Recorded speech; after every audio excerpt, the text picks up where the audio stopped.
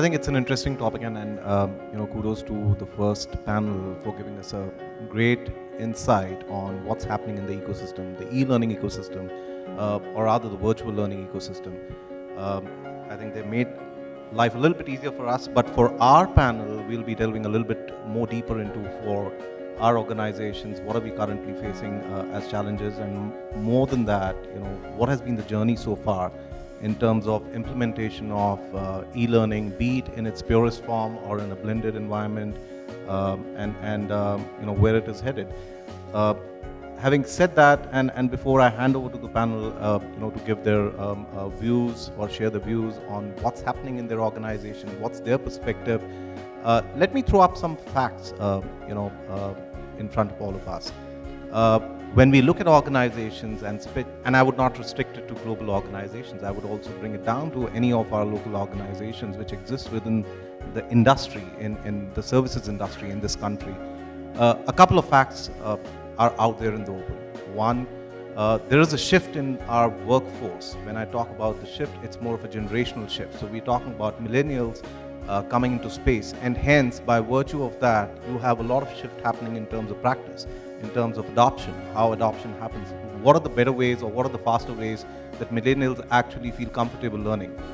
That's part one. Second, we are talking about a shift in the approach that any organization has when it looks at business. It's no longer a local or in-country mindset, it's a global mindset. You might be an organization based out of this country, but your mindset is global, or you might be a multinational operating out of this country. And hence, there are certain set of challenges to make sure that you are enabling your workforce with all the key critical concepts to bring them up to speed and enable them. How do we do it in different time spans or time zones, and also with people working on different projects, different domains at any given point in time. The third critical aspect is about the shift which is happening within the country, and I think that got briefly mentioned.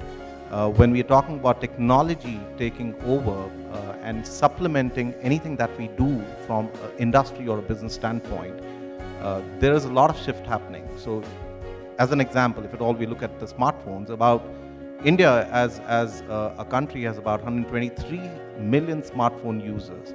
Now that's a huge opportunity, and that number is growing. India and China, of course, are growing the fastest. And as per statistics, by end of 2016, India is slated to be growing faster in smartphone adoption as compared to United States. Now those are the realities that we are looking at, and from an industry standpoint, does e-learning make sense? Does virtual learning make sense? I think the answer itself is in these in these facts which have been stated. But I would want to hear from each one of our panelists on what is happening in their space, what are their perspectives, what are their thoughts. So let me start with you, Shanti. Why don't you share with us?